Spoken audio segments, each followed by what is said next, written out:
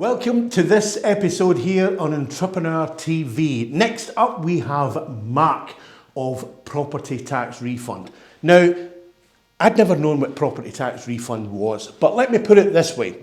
Imagine you've got a commercial office and you take the roof off it. You then turn it upside down and you give it a good shake. When you put it back up, you put the roof back on.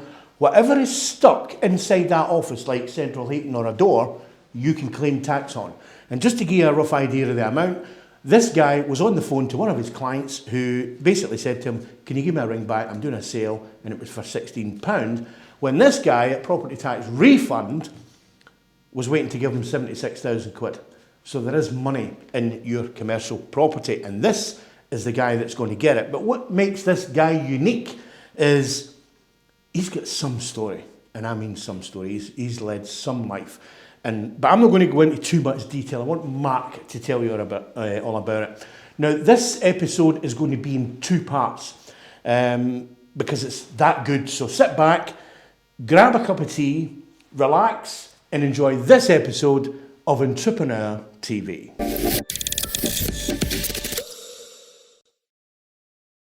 I'm one of 5 boys. I've got 7 brothers and sisters. Okay. I have 2 older brothers, 2 older sisters, and my father doted on them and ignored me. So my father was in the military, special forces, and he trained a lot of the SAS boys. Okay. Australian SAS more than anybody, hence why we ended up living in Malaya and Singapore. And I think to try and get my dad's approval, I made out I wanted to go into the army as well. And I used to dress up as a soldier and pretend to be a soldier as a small boy. Sure. It never worked. So my dad had no time for us because he had 8 kids and a full-time job in the military. My dad would come into the bedrooms in the morning and say, see you later, lads. And we wouldn't see him for 3 weeks. He'd disappeared because he was off doing whatever these army boys did. Oh, wow. So in 1980, my father was convinced that I should leave home. I was doing really well. I'd been to boarding school. I'd left boarding school. I came back home, and I walked in on a Monday afternoon, said to my dad, I've just left boarding school, Dad. I thumbed home. So we were living in Germany then, so I was in a military boarding school. Okay. And I was sick form, and I didn't want to do it. So I got a lift home. And I walked in on the Monday morning and said to my dad, that's me done, I'm not going back. And he said, yeah, no problem, son, but you're not staying here rent-free. So that afternoon he took me... Pretty brutal. Yeah, absolutely. So that afternoon he took me to the Straßenverkehrsamt, which is the employment agency in Germany. Okay. And they said he doesn't qualify, he's not old enough. So he took me around to see a friend of his who employed soldiers' families in civilian jobs, and he got me a job as a road sweeper. So I'd literally been out of school 4 hours and I was already working. So Mr. Mottram, very nice guy, my first boss, said to me, when do you want to start? And my dad said he'll start as soon as possible, and he said, well, there's the broom over there, let's go now. Literally. As quick as that. As quick as that. So, of course, very quickly I learned that my dad wanted me not to freeload off him, which I never intended to do anyway. Sure. But he put me to work. So I was the eldest boy then. My 2 brothers had left home. My 2 sisters had left home. I'd got 2 younger brothers and a sister still at home, but I was the oldest then. So I thought things would change, and it really didn't. Dad still didn't have time for me, not really. So whilst I was doing this job, I also landed another job as an assistant car salesman. Okay. And the way I got that job was because I was a road sweeper and I used to empty the bins, and I used to empty his bins. Right. So he said, are you interested in selling cars? So I became an assistant car salesman as well as a road sweeper. In Germany? In Germany. Okay. He was an English guy working just outside an English army camp selling cars to soldiers. Okay. Well, we also had a military cinema. It was called the SKC. So that was a private entity, but it was right next to the army camp. Sure. And it's where you'd go and watch all the English films. And the manager stopped me one day and asked me if I would empty his bins. And I said, of course I would. So I ended up becoming assistant picture house manager as well. So at the age of 17, I was earning more than my dad was. And Wow. my dad was a staff sergeant then in the army. With all his specialist training and whatever else, I was earning more than him. I don't know what happened, but something happened between my dad and I, and he suddenly said, he came in one day and he said to me, I think it's about time you left home. And I was quite a loud person. I was always joking, always laughing, always making fun of people. Okay. And I thought I was funny. Mum loved me, thought I was really funny. I think I got on my dad's nerves a little bit. So next thing I know, he's got me down the army camp signing on. And I signed on with the military police. And I did want to be military police when I was younger. I always pretended to have a little pop-up barrier, and Sure. I was the military police. So I signed up with the military police, and I thought, oh, this is very simple. You go and put a uniform on, you just become a policeman. No. They then said, you've got to go back to the UK and you've got to go to this recruitment centre and you've got to sit exams to see whether or not you're going to be acceptable to the British Army. Okay. So they sent me to Sutton Coldfield, had to get there on my own, all the way from Germany. No car, no motorbike, no nothing. I had to leave all that because I had motorbikes. And you had no help either, did you? No help. No help, no money, no car. No nothing. What was going through your mind when you're going to do this, but you've got nothing and nobody around you? I don't think I've thought about it. It was just... Get on with it. Get on with it, yeah. You know, which is what I did all my life, because my two older brothers, everybody loved them. Everybody was there for them, and I was always behind.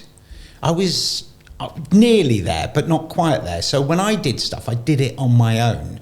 Got it. And I was always looking for my brother's approval, the two brothers, and my dad's approval. So when they said, you've got to go back to the UK and you've got to go to army selection and whatever else, I just went. I didn't. Did it and go on with it. Just did it, yeah. So off I went, and I didn't have any money, because what I did was I thought I was going to open up a motorbike shop. Of course. So every time I got a paycheck, I bought a motorbike. I went out and I bought a cheap motorbike, and I filled this. We lived in a big block of flats, and under these flats in Germany are cellars. And I filled the cellars with my motorbikes.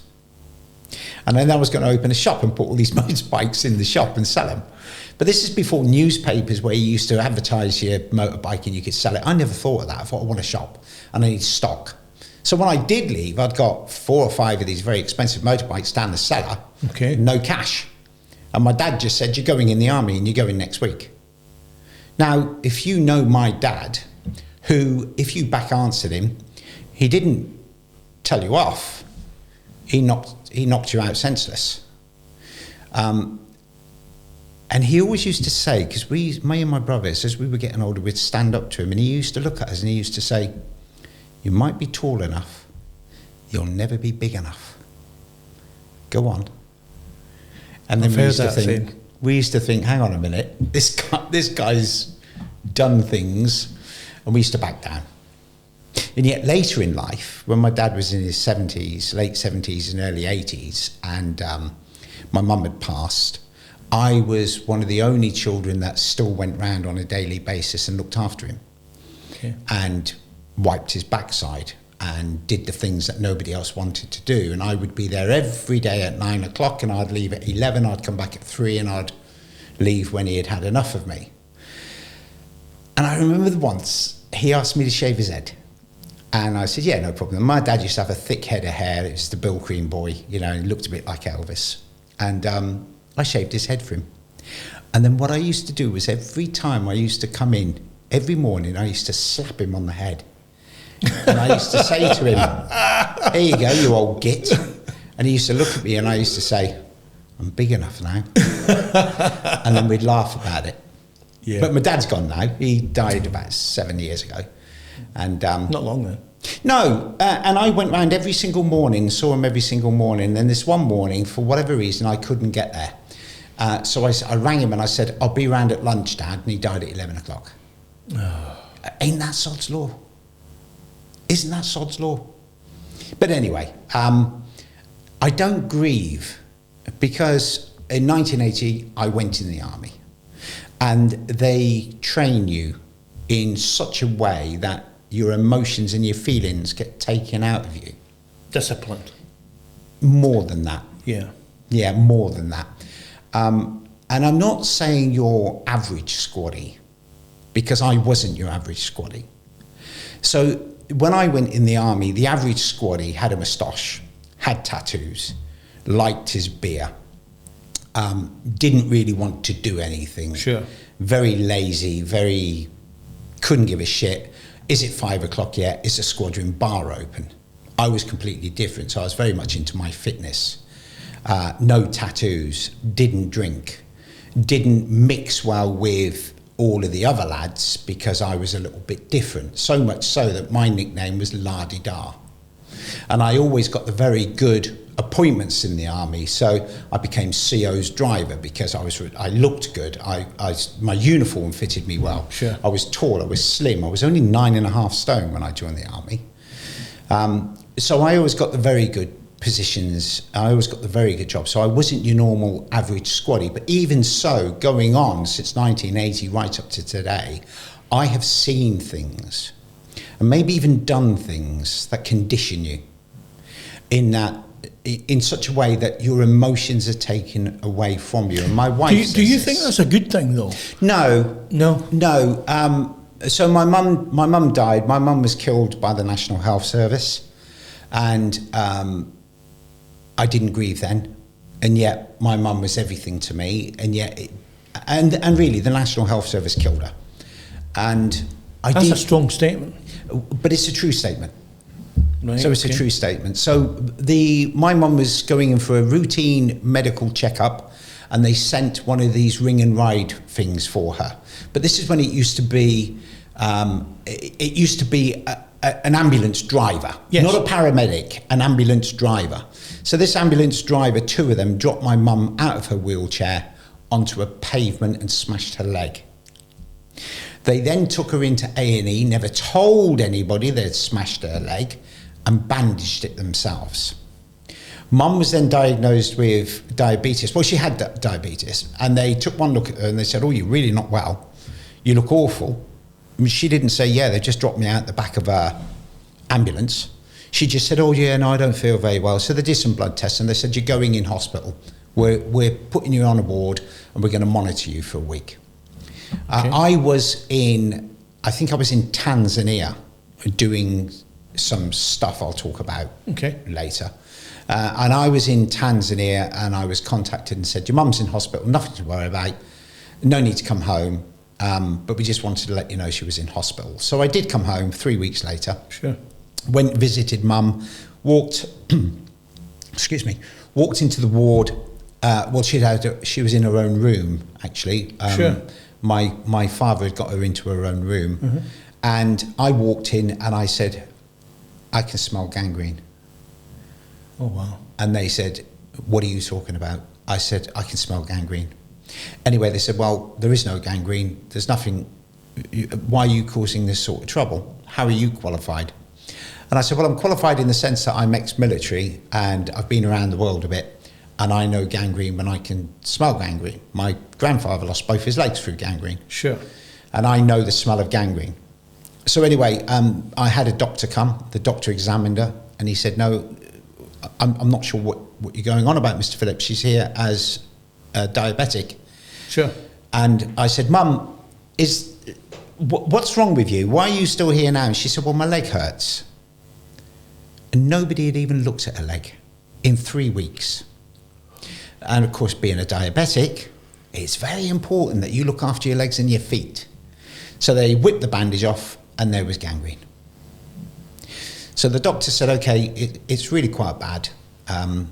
We'll get the specialist in." Next day, she had her leg amputated above the knee, right above the knee. So I asked, "Did you get all the poison out?" They said, "Yes, we got all the poison out." "Okay, are you sure you got all the poison out?" And again, they came at me, "Who do you think you are? Where do you think this is coming from? Are you qualified?" And I said, "Well, to a degree, yes." Anyway, and I did stuff in the military that gives me this sort of accreditation. So less than 3 months later, Mum was poorly. They took her back in, and gangrene was in the other leg. So what they hadn't done was they hadn't got the gangrene out. They hadn't got it out quick enough, and it had travelled. So now she's got the other leg that's infected. So they said, we're going to cut the other leg off. I said, okay, answer me this. If you cut the other leg off and you haven't got that poison out, where will it go? Oh, no, we'll get it out. I said, but if you don't, where will it go? Because she's only in her 70s. They said, we'll get it out. I said, okay, but if you don't, where will it go? We'll get it out. So they amputated Mum's leg, and I was away. They brought her in early, so I'm now in Angola, again, doing stuff that I'll talk about later. So I'm in Angola, and my wife rings me and says, they're amputating. I think you get home. So I got the first flight home. I got home and I had a migraine, because flying back from Angola, if you think it's an 8-hour flight, think again. So when you fly to Africa, if you fly into England, depending on what time of the year it is, you get off the plane, you turn your watch back an hour. When you land in Africa, you get off your plane and you turn your watch back 30 years. That's what it's like. Wow. Yeah, absolutely. So I flew from Angola to Nairobi, from Nairobi to Holland, Netherlands to Birmingham. Mm-hmm. Got to Birmingham Airport, stinking headache, rang the hospital, got my mum on the mobile. My dad was sat there, gave her the mobile. And I said, Mum, coming to see you. And she said, I'd rather you don't, because I've got everyone around the bed. I've just had my leg off. And I'm going to have a bit of a rest. Would you come in tomorrow morning and read me the newspaper? So when I was home, I would always go around to Mum, sit with her, because of her eyes with diabetes, she couldn't really read. So I used to sit and read her the newspaper, front to back, and then back to front, every day. Okay. They then decided that there was, and this is a subject where I have to be careful because of what it is in this day and age, but there was a foreign national that had come into the emergency room, okay, and needed a critical bed. And they decided to move my mum out of the critical ward into a room of her own. And they said it was because of how many visitors she had. Sure. And they moved her at the time when the staff were on handover. Mm-hmm. So one bunch were leaving, the other bunch were just coming on. Nobody told the people coming on that Mum was in a new room on her own at the end of the corridor.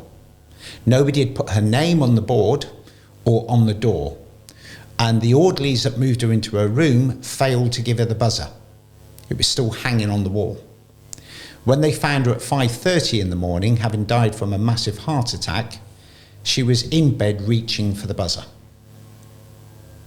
So the National Health Service killed my mum. Simple as that. We did nothing about it because at the time everybody just wanted to move on.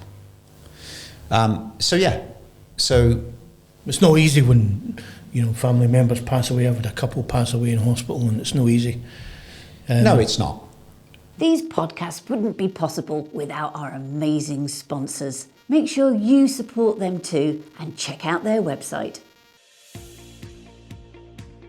HMRC tell us that 80% of commercial property owners have unused capital allowances built up in their property. That's 80% of commercial property owners missing out on a cash tax refund or relief against a future tax bill. If you have a property worth £500,000, which you've made moderate improvements to, then you could be due a tax refund of over £50,000. The unused allowances are for items which are bricked in, painted, screwed, or nailed into the fabric of your commercial property. They're embedded in the building itself, hiding in plain sight, which is why they get missed in the normal accounting processes. It's not that your accountant isn't doing a good job. We always work in partnership with your accountant to get the best outcome for you. Call Property Tax Refund Centre today on 01527 531 386 or fill in the form below.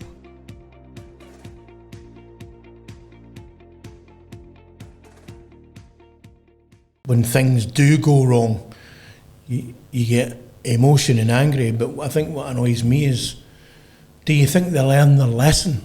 Absolutely not. And that's what angers me. This isn't the nurses, this isn't the doctors, it's the system. Because it's the system. So we know some nurses and we know doctors, my wife and I. We have friends that are nurses and doctors. Loveliest people. Very committed to the National Health Service, very committed to what they do. My daughter has just qualified as a paramedic. She was going to be a vet, and she went to Harpre, which is one of the best colleges in the world for equestrian. In fact, when I was in Dubai, and again, I'll talk about the reasons why I was in Dubai. When I was in Dubai, I mentioned I was at the race course in Dubai with the trainers, and I said, my daughter's just going through Harpre to get a degree at Harpre. And they said, oh, Abramovich's daughters are there. I said, I know, my daughter knows them. And they were like, oh, okay, well, do you know once she's got that degree, she can come here to the Middle East or America and she can name her price tag? Because Harpre in the UK is one of the best, if not the best, equestrian colleges in the world. Okay. So it's like, wow, okay.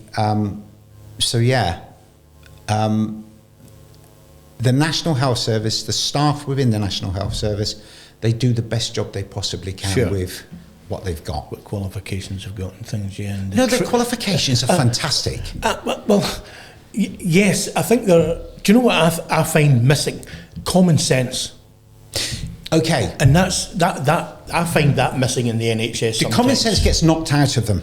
Yeah. Okay. Most people that you meet that are National Health Service staff, whether they be porters, whether they be doctors, whether they be nurses, they must have common sense to be where they are, to get the degree, to get the qualifications. That you can't be an educated idiot and get where they are. You can't. I don't believe so. Yeah. Or if you have, you've done it through luck. So most of them have common sense. But what they come up against is management. Now, this is a thing for me because I've dealt with management all my life. I dealt with management at boarding school, bunch of twats. I dealt with management in the army because we had civilian management in the military. Knobs. Every one of them knobs. Then you look at the National Health Service. I would say the management that manage the National Health Service are not medically equipped or trained, and yet they're putting systems in processes in place, and they don't know what they're talking about. May not work. Yeah. So if you meet a paramedic or a nurse, they have common sense. They do.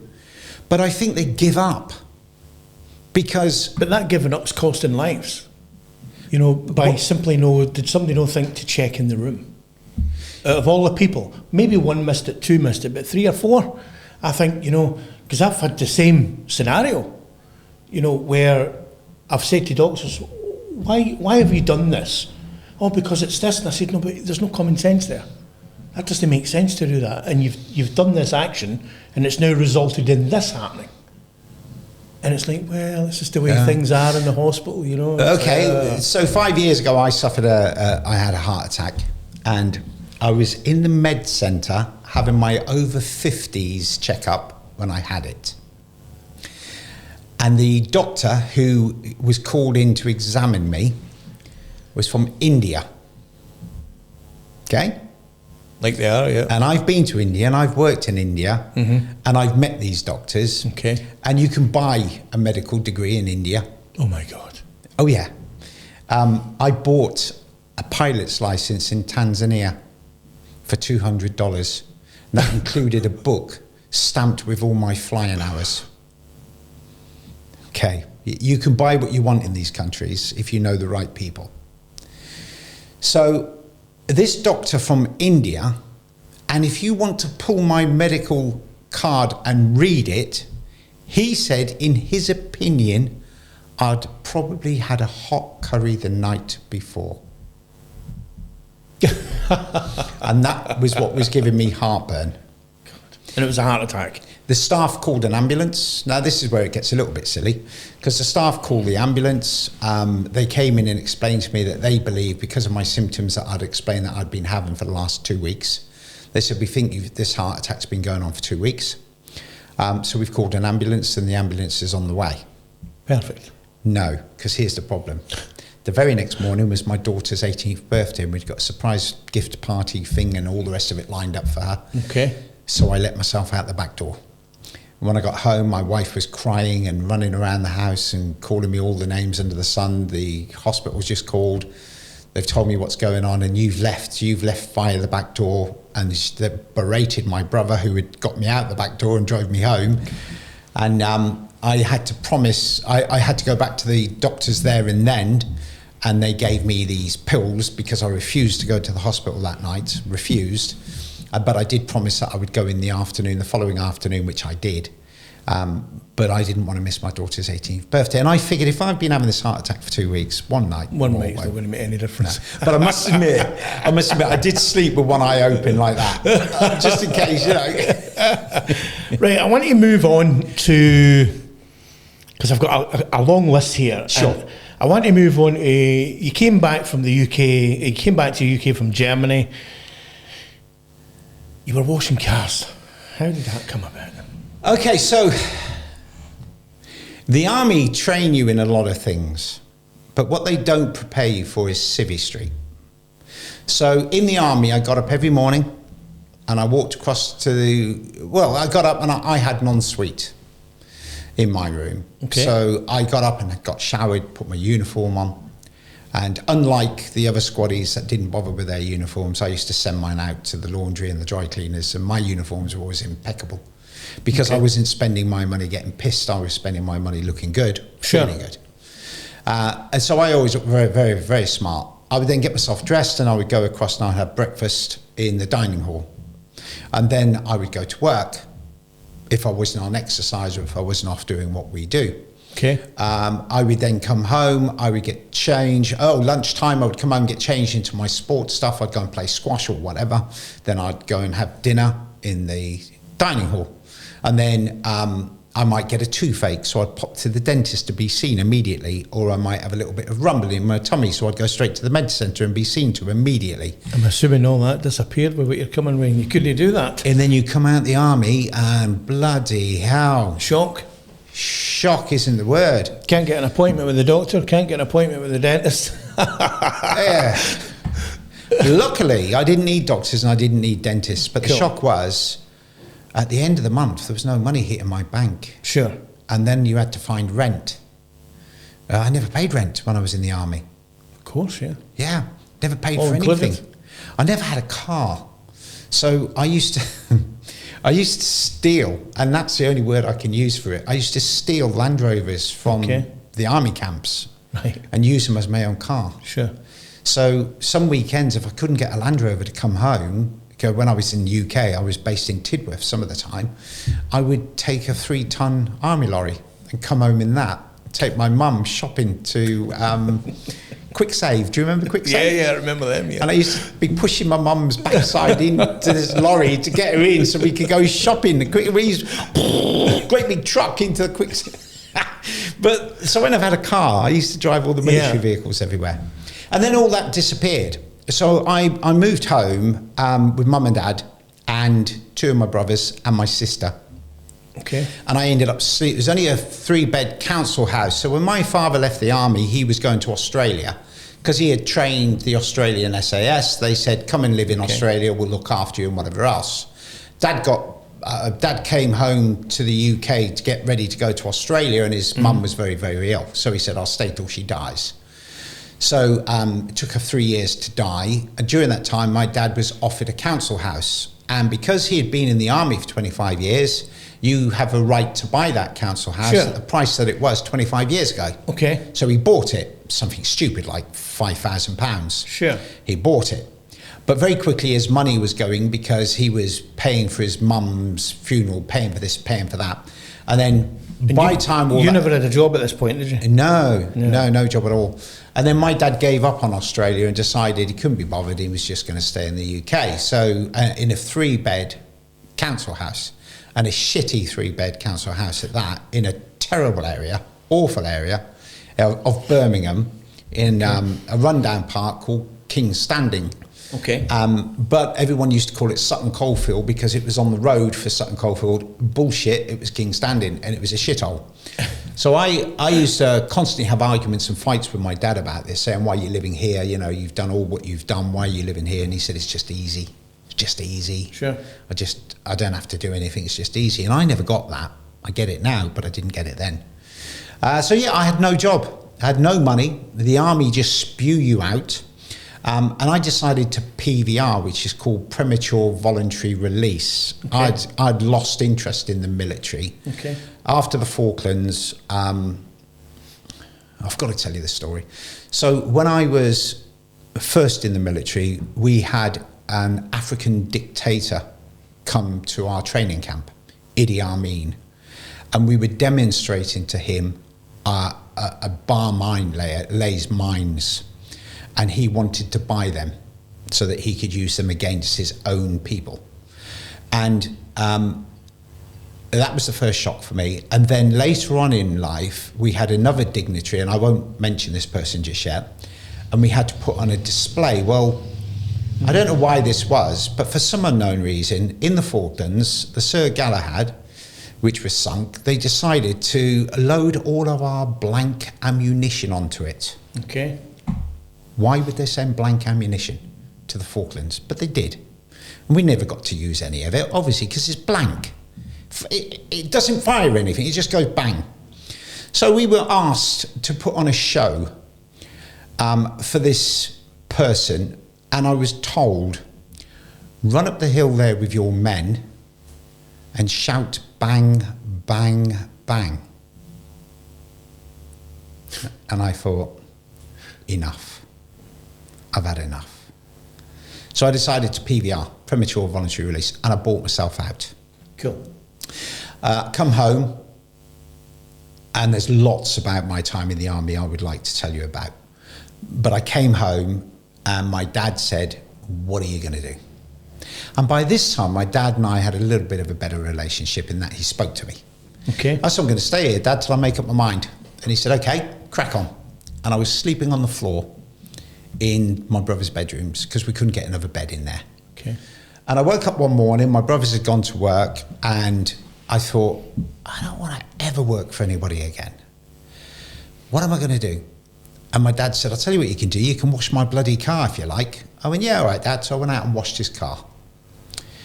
And then I'd got a bucket and sponge and some washing up liquid, because this is before you had wax and stuff that you used to wash your cars with.